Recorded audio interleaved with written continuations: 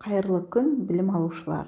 Мен Абдибекова Гүлбану, Жамбыл ауданы Қалқабай Сартбаев атындағы мектептің биология пәні мұғалімімін. Бүгінгі сабағымыз 8-ші сыныпқа арналады. Сабағымыздың тақырыбы иммунитет, гуморальдық және жасушалық иммунитет, лейкоциттердің түрлі типтері және олардың қызметтері, Т және Б лимфоциттердің әрекет етуі.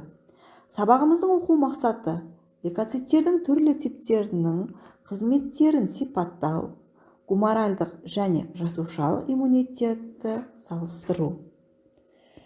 Терминдік жұмыс. Бүгінгі сабағымызда біз иммунитет, фагоцитоз, фагоциттер, нейтрофил, лимфоцит, моноцит, эозинофилдер және базофилдер деген жаңа сөздермен танысамыз. Оқулықты пайдалана отырып, осы терминдік сөздердің ағылшынша нұсқасын дәптерге жазуды ұмытпайық. Білім алушылар, күнделікті өмірде біз көптеген бөгде заттармен, инфекциямен кездесеміз. Бірақ бұл жағдаяттарды біз көзімізбен көріп, сезе алмаймыз. Ал егер бізде иммунитет болмаса не болар еді? Иә, дұрыс. Яғни біз бактериялар және вирустар туындататын әртүрлі ауруларға төтеп бере алмас болар едік. Яғни біздің бүгінгі сабағымыз иммунитет тақырыбына арналады. Иммунитет дегеніміз не? Иммунитет бұл ағзаның жұқпаларға және кез келген бөтен бөлшектерге қарсы тұру қасиеті. Иммунитет туралы ілім негізін орыс ғалымы Илья Ильич Мехников пен неміс ғалымы Пауль Эрлих ашып, 1908 жылы осы еңбектері үшін Нобель сыйлығын алған болатын.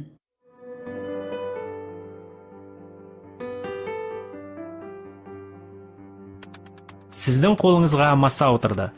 Тері астына химиялық затты енгізіп, ол қан сора бастайды.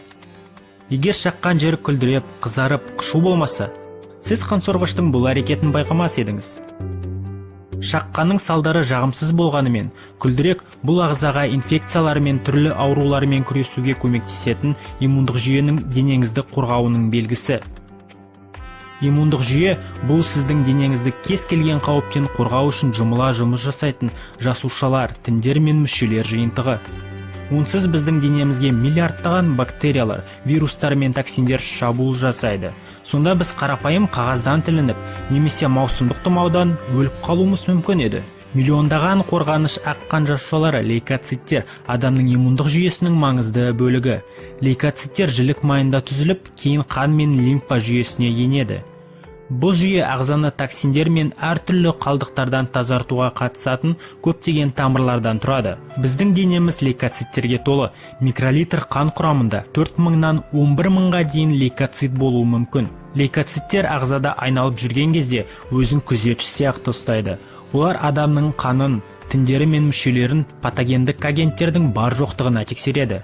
Патогендер мен басқа бөгде заттардың бетіндегі молекулалық іздер, антигендер оларға әрекетке көшу белгісі ретінде саналады. Ағзада патогендердің барын осы антигендер көрсетеді. Лейкоциттер антигендердің барын анықтаған бойда дененің қорғаныштық иммундық реакциясы бірнеше минут ішінде іске қосылады. Біздің ағзаға қауіп төндіруі мүмкін көптеген түрлі патогендерге иммунитеттің жауабы сәйкес болу қажет. Бұл дегеніміз шабуылды тойтару үшін лейкоциттердің әртүрлі типтері әрекет ету керек. Лейкоциттердің алуан түрлігіне қарамастан, олар әдетте екі жасуша тобына жіктеледі. Олардың әрқайсысы өз майданында күреседі.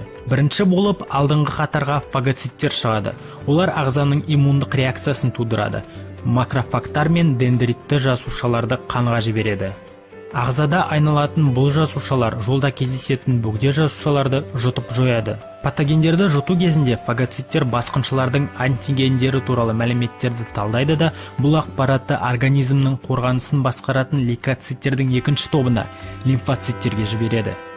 Әрі қарай Т лимфоциттер деп аталатын лимфоциттер тобы денеде жұқтырылған жасушаларды іздей бастайды және оларды дереу өлтіреді. Бұл кезде Б лимфоциттер мен Т көмекші лимфоциттер бірегей антигендерден алынған ақпаратты талдап, антиденелер деп аталатын арнайы нәруыздарды шығара бастайды. Кейін ең маңыздысы, әрбір антиген үшін құлыптың кілті сияқты антиденеге сәйкес келетін өзіндік антидене жасалады. Антидене антигенге жабысып, оны бұзады. Б клеткалары осындай миллиондаған антиденелерді өндіруге қабілетті. Олар адам ағзасында айналып басқыншыларға шабуылдап, зиянды қоздырғыш жойылғанға дейін күреседі. Иммундық жүйе басқыншылармен күресіп жатқанда бізде қызба немесе ісіну сияқты белгілер пайда болады. Жоғары дене температурасында бактериялар мен вирустар көбею және таралу қабілетін жоғалтады, өйткені олар ыстыққа өте сезімтал. Ісіну зақымдалған жасушалар арнайы химиялық заттар шығара бастаған кезде пайда болады. Нәтижесінде көршілес ұлпалар сұйықтыққа толады. Фагоциттер ісіну орнына келе бастайды. Олар басқыншылар мен зақымдалған жасушаларды жұтады. Әдетте иммундық реакция нәтижесінде қауіп бірнеше күн ішінде залалсыздандырылады. Бұл ауру дамуын тоқтатпауы мүмкін, бірақ бастысы бұл емес. Иммундық жүйенің негізгі міндеті аурудың өмірге қауіп төндіруінің алдын алу. Біздің денсаулығымызды үнемі бақылау арқылы иммундық жүйе ұзақ мерзімді иммунитетті дамытуға көмектеседі. Б және Т лимфоциттер антигендерді анықтаған кезде ақпаратты болашақта сол қарсыласты тану үшін пайдаланады.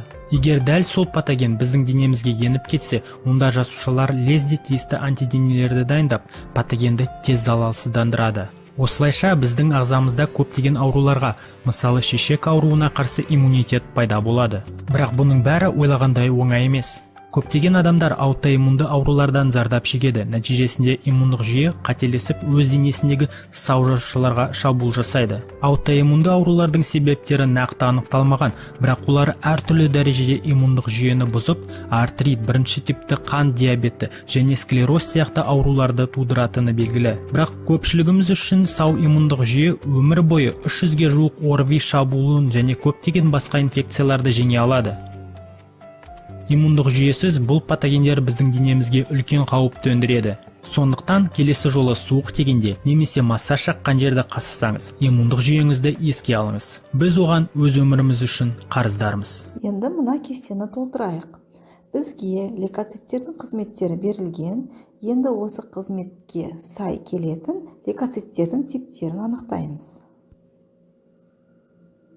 Бұл тапсырманың дескрипторы лейкоциттердің түрлі типтерінің қызметін дұрыс ажырата білу және лейкоциттердің түрлерін қызметіне байланысты сәйкестендіре алу. Келесі тапсырмамыз Вен диаграммасы. Бұл тапсырмамыздың дескрипторы иммунитеттің микробтарды жою әдісін анықтаймыз. Жасушалық және гуморальдық иммунитеттің механизмінің ұқсастығы мен ерекшеліктерін сипаттаймыз. Адам ағзасы иммунитетін жоғалтқан кезде, мысалы, ЖТС-пен ауырған жағдайда кез келген жұқпадан қайтыс болуы мүмкін. ЖТС бізге СПИД деген атаумен белгілі. Бұл жұқтырып алған иммундық тапшылық синдромы. ЖТС-тің қоздырушысы АВЖ, адамның вирустық жұқпасы. Ол өте өзгергіш, тұмау вирусынан 100 еседей өзгергіш болып келеді. Электронды микроскоп арқылы АВЖ-ның құрылысы, оның жасушаға беку механизмі қазіргі таңда анықталған. Бұл вирус Т лимфоциттерді жоятындықтан ағза қорғанышы әлсіреп, иммундық тапшылық пайда болады. Бұл аурудың алғашқы белгілері лимфоциттерінің ұлғаюы, адам терісінде ұсақ бөртпелердің пайда болуы, дене температурасының көтерілуі, қан аздық, буындар және бастың ауруы және өкпенің қабынуы. АВЖ қандай жолдармен жұғуы мүмкін? ЖТС негізінен жыныстық қарым-қатынас арқылы жұғады. АВЖ қан құю және егу кезінде қан арқылы да жұғуы мүмкін. Сонымен қоса нашақорлар көбінесе бір шприцті пайдалану кезінде бір-біріне жұқтырады. Кейбір жағдайда АВЖ жұқтырған әйелден болашақ баласына беріледі. Ал енді АВЖ ауа тамшы арқылы жөтелу, түшкірген кезде, сондай-ақ қол алысып амандасқанда, моншада жәндіктер шағып алған кезде жұқпайды. Ең бастысы, ағзаға вирустың енуіне жол бермеу керек. Мына сілтемеден өтіп, бүгінгі сабағымызға қатысты мағлұматтар ала аласыздар. Осымен бүгінгі сабағымыз аяқталды. Үйге 18-ші параграф. Назар қойып тыңдағандарыңызға рахмет. Сау болыңыздар.